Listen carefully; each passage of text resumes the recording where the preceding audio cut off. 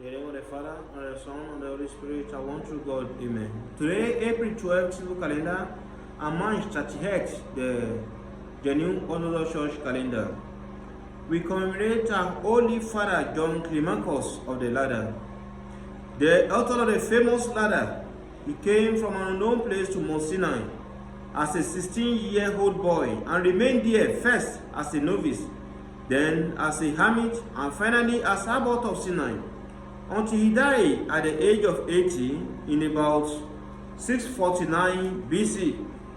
His biographer, the monk Daniel, says of him, he brought his body up to Mount Sinai, but his spirit he brought to the mount of heaven.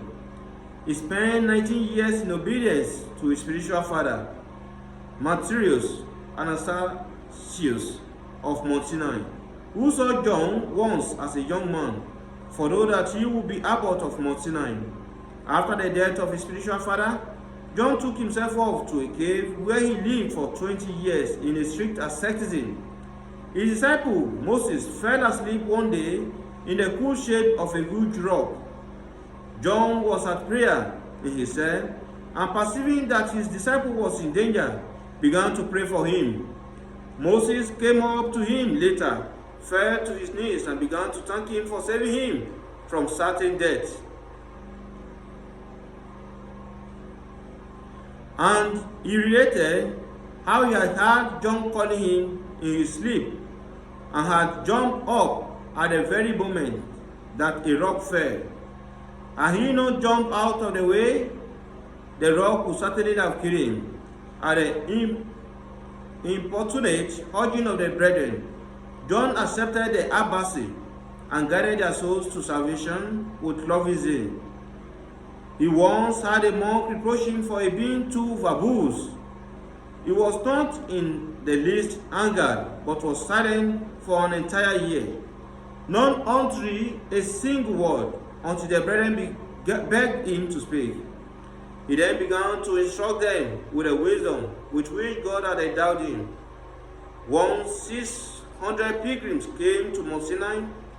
At supper, they all noticed an agile young man dressed as a Jew, who was serving at table and giving orders to the other servants, taking charge of everything. Suddenly, he disappeared. While everyone was pondering this and asking questions among themselves, John said, "Do not bother to look for him. That was a prophet Moses serving you in his own home." During the time that he was silent in his cave, John wrote many instructive books, of which the most famous, The Ladder, is much read to this day. He described the way to raise the soul to God as if on a ladder. Before his death, John appointed his own brother, George, to be the abbacy. But George began to grieve greatly at the approaching parting with John. Then John said that if he were found worthy to stand close to God in the next world, he would pray that George would take him up to heaven in the same year. And so it came to pass. After 10 months, George also fell asleep and departed to take his place among heaven's citizens alongside his brother John. This marked commemoration of an uncondemning monk.